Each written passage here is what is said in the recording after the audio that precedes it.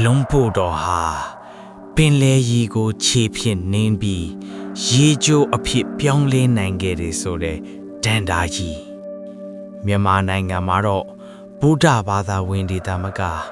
မွတ်စလင်တွေတောင်ယုံကြည်လေးစားကြတဲ့အံပွဲဇလန်းတစ်ပုဒ်ဖြစ်ပါတယ်ဒီနေ့ MM Horror Recap ကနေလူအများယုံကြည်ကိုးကွယ်နေကြတဲ့ဒန်ဒါရီဆန်ဆန်ဖုန်ကြီးတစ်ပါးရဲ့အမှောင်ဖူးနေတဲ့အသက်ကိုဖွင့်ပြပေးခြင်းပါရဲ့လွန်ပုတော်ဟာအယူတရခေတ်မှာတကယ်အသက်ရှင်ခဲ့သူဖြစ်ပြီးဒေတာအလိုက်ဒန်ဒါရီတွေကအနှင်းငယ်ကွာခြားပေမဲ့အဓိကဇက်ကြောင်းကတော့တူညီနေကြပါတယ်ပုံမှန်တစ်ခုအရခရစ်နှစ်1582ခုနှစ်လောက်မှာကိုနိုင်နဲ့မပြုံးဆိုတဲ့စင်ရဲသားလယ်သမားမောင်နှံကသားလေးတစ်ယောက်မွေးဖွားခဲ့ပါတယ်သူ့ရဲ့ကလေးနာမည်ကပူလူခေါ်ပါတယ်တနေ့ကျမှတော့မိဘတွေလဲလွတ်နေတဲ့အချိန်ကလေးကိုတစ်ပင်အောက်မှာပကတ်ချီထားခဲ့ပါတယ်အဲ့ဒီအချိန်မှာပဲမြေကြီးတစ်ကောင်တိတ်တိတ်လေးလာပြီးပကတ်ကိုဝိုင်းပတ်လိုက်ပါတယ်မိဘတွေအကြောက်လွန်ပြီးပါးကိုမသေးပါစေနဲ့လို့စိတ်ထဲကနေဆူတောင်းကြတဲ့အခါမြေကြီးဟာပကတ်ကိုလွတ်ပြီးအမောင်ထဲကိုပျောက်ကွယ်သွားခဲ့ပါတယ်ဒါပေမဲ့ကလေးရဲ့ကိုယ်ပေါ်မှာအလင်းတောက်ပနေတဲ့ကြောင်းမြတ်တစ်လုံးကျန်ခဲ့ပါတယ်နောက်ပိုင်းမှာအဲ့ဒီအကြောင်းကိုကြားသိသွားတဲ့ချမ်းသာတဲ့လူကြီးတစ်ယောက်ကကြောင်းမြတ်ကိုယူထားလိုက်ပါနဲ့ဒါပေမဲ့ထူးဆန်းတာကအဲ့ဒီနေ့ကစပြီးသူ့ဘဝဟာအခက်အခဲတွေနဲ့ပြည့်နှက်လာခဲ့ပါနဲ့နောက်ဆုံးတော့ကြောင်းမြတ်ကိုပြန်ပေးရပြီးမောင်နှန်းကိုလည်းအကျွေးကနေလွတ်မြောက်စေခဲ့ပါတယ်သားလေးအသက်9နှစ်ရောက်တဲ့အခါပုံကြီးကျောင်းကိုပို့လိုက်ပြီး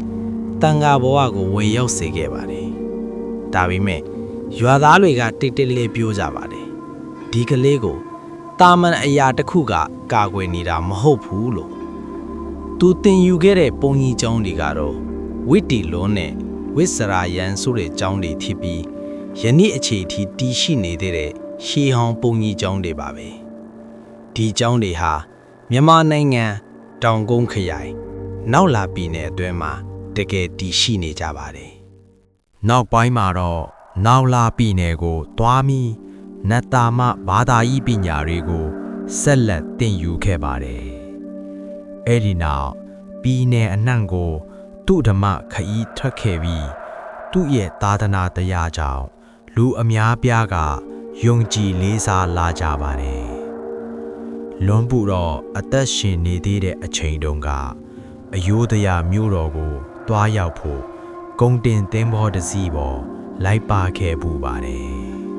ဒါပေမဲ့ခရီးအလိမ်မှာမုန်တိုင်းကြီးတိုက်ခတ်လာပြီးသင်္ဘောဟာကျွန်းတကျွန်းအနီးမှာရပ်နားနေရပါတော့တယ်အချိန်ကြာလာတာနဲ့အမျှ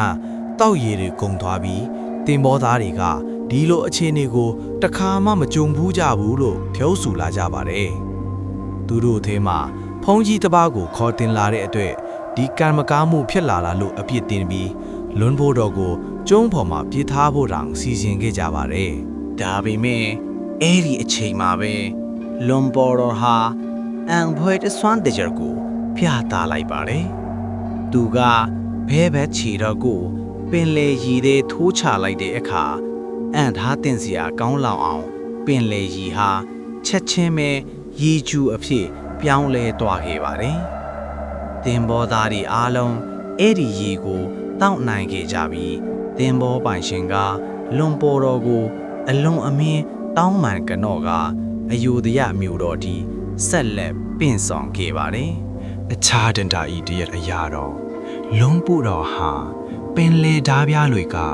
စမ်းတက်လူစိတ်နဲ့ဖန်စီခေါ်ဆောင်သွားခြင်းခံရတယ်လို့လေပြောကြပါတယ်ဒါပေမဲ့သင်္ဘောကပင်လေအလယ်မှာမရွေ့မလျတဲ့ရပ်ပေါင်းများစွာရက်နေခဲ့ပြီးတောက်ရည်ပါကုန်သွားပါတော့တယ်အဲ့ဒီအချိန်မှာပဲလွန်ပူတော်က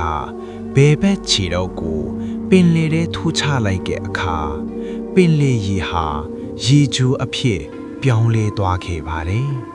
ဓားပြတွေက အဲ့ဒီအဟံပွဲကိုမြင်ပြီးကြောက်လန့်ယုံကြည်လာကတောင်းပန်ကနော့ပြီး